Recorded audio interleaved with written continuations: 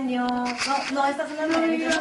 Estas son las mañanitas que cantaba el rey David.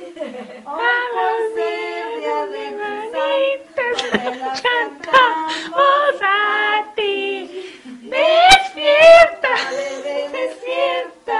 Mira que ya amaneció. ya Que los los pajarillos cantan, la luna ya se metió. Bueno, happy birthday para que cante la chava. Happy birthday to you. Happy birthday to you. Happy birthday, baby. Happy birthday to you. Yeah. Que le muerda. Mordida. Mordida. Déjame quitar esto porque te apagas mejor. Tú solita embárrate, mijo, porque no te vamos a... Así da. Y ese va a ser para ti. Ah, dale, mijo, entonces no va a ser. Se te van a cumplir todos tus deseos. Si le mueres, tú solita, no. Ponle las velas. No hay serio. Ay, cabrón, yo traigo un pinche cerbero y ni velas traigo. Ahí le ponemos el mordida papel, dale, para que te tomes el tiro tu Así foto. depende si eres Aquí tú solito, yo no te voy a agarrar ya. No, dale así. Te prometo, yo me hago para acá. No, mijo, ¿cómo crees que yo sería capaz de hacer eso? Aquí tú me das la poquito, nada más para que salgas allá en la foto. Ándale, lo vas a hacer que te... Tus narices de Pinocchio. Vamos, no le quiero morder. Ándale, bebé, porque el muelas tiene un pedacito de... Va a estar todo golpeado y mueras como el perrón. Bueno, mijo, para que se te cumplan los deseos. Ándale, mijo. Hace 12 años estabas conmigo aquí. Ándale. Es tu cumpleaños. Mordida, mordida. Cántale la de las divinas. Nadie pasa de esta esquina. Aquí mandan las divinas. Cara, voltea. Somos gasolina. Gasolina de...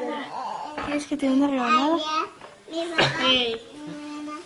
No quiero morder. Pon los platitos. No, yo ¿Cuánto estoy hacía casi bien. toda la mitad? Sí. Mami, que yo, No, oiga. mami, que yo, José. Y ve sacando así. mami, que yo, Gabriela. que yo,